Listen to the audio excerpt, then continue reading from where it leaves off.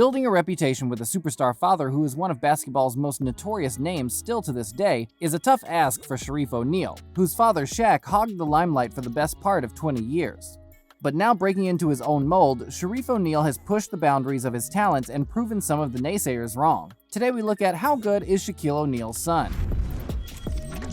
Before we get into all that, if you want to win a PS5 with NBA 2K22 and Madden NFL 22 included, leave a like, comment, subscribe, and turn on notifications to enter the giveaway. Shaquille O'Neal was one of the most polarizing characters in basketball. At 7 foot 1 inches, he made his presence known in the NBA as the first overall pick in the 1992 draft by the Orlando Magic. With the first pick in the 1992 NBA draft, the Orlando Magic selects Shaquille O'Neal from Louisiana State University.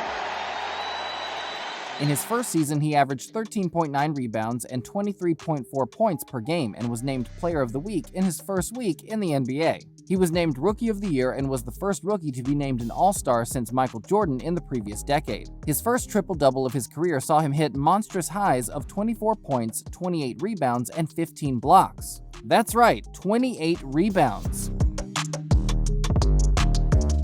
He took the Magic to their first ever conference finals only to lose to Jordan's Bulls before moving on to the Lakers. Here's where the real fun begins. He took a gold medal in Atlanta for a stacked USA team in 1996, and following the emergence of teammate Kobe Bryant and new coach Phil Jackson, O'Neal was starting to assert dominance on the game. What followed was 4 NBA championships, 3 with the Lakers, 1 with Miami, 3 Finals MVPs, 15 All-Star appearances, 8 NBA All-First Team selections, and being named a regular season MVP.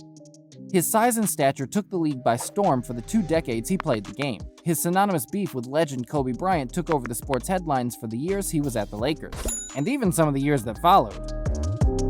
And his recent commentating career opposite ex-opponent Charles Barkley has created dynamic viewing over the last number of years since his retirement. Hey, this Shaq. No, it's about Why did that get so personal when we're talking about Game 5? No, because Chuck always interrupt me. Don't interrupt me, Chuck. I'm going to punch you right in your face, man. I tell you. What? Okay. We're going to be moving some furniture. Okay, I got you. I'm going to throw one of these chicken wings at your fat ass. Okay. We all know who Shaq is, but when you hear it out loud, it's quite an earful. Where was Shaq before the NBA, though? What sort of comparisons can we draw between him and Shareef? Well, let's just say there's a bronze statue of Shaq outside LSU, a college where he was inducted into their Hall of Fame, something current alum Shareef has to walk past every day to practice, seeing as he currently plays for the Tigers. Shaq was also the NCAA Basketball Player of the Year in 1991 and a 2-time All-American. So again, the standard he set prior to the NBA was very high. The good news for Shareef early on is he certainly managed to get Shaq's height.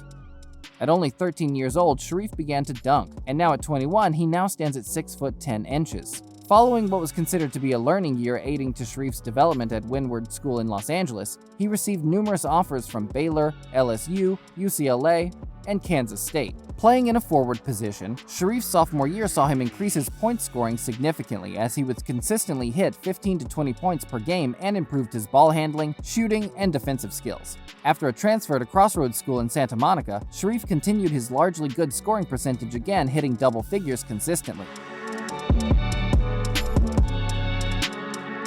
After decommitting to Arizona following their bribery scandal over DeAndre Ayton, Shareef ended up signing for UCLA. He said, "At this time, I'm opening up my recruitment due to the current events with the UFA b-ball team. I would like to thank all of the coaches for recruiting me. At the time, my family and I think it's in my best interest to look at other options to assure my play in the NCAA next year." Unfortunately, due to health issues, Shareef would miss the entirety of the 2018-19 season as he was diagnosed with a heart condition. He underwent surgery and wore a monitor regularly during practices. He had one big game the following year, chalking up 11 rebounds in a December game against Notre Dame. Once left out of the UCLA team, Shareef transferred to his father's beloved LSU in order to get more playing time. Again, unfortunately, health issues arose as he injured his foot and missed the opening of their season. His stats don't necessarily look pretty, but they have improved year over year as he only gets an average of 10 to 15 minutes per game. So let's look at the facts. This kid clearly has an impeccable attitude and strong mentality. To come back from heart surgery and play basketball at all, let alone at a high level for Division I teams, is astonishing. Any other part of your body can be fixed, but head or heart injuries are no joke, and Shareef just seemed to not only take them in his stride, but didn't allow them to define him either. so you have to give him credit for getting back out there and doing it all within a year. Going back to ability, he's been touted as a high-level prospect. His build is clearly consistent with what a lot of NBA teams are looking for, and with room to grow physically, there's no reason why he shouldn't be considered to sign on the dotted line for an NBA team in the future. Clearly, dunking is something which will be forever attributed to his father, but he himself does it with ease, not just because of his size, but his timing. It's easy to chalk it up to height and raw physical athleticism, but Shareef is known to have a high IQ around the rim. He's a proven shot blocker and defensively knows how to stretch the opposition offense when they charge the lanes. An important note is that unlike his father, he has a relatively clean jump shot from distance as he can shoot the three. The most notable thing is because of his size, you would immediately assume that he's a center, but he plays as a power forward.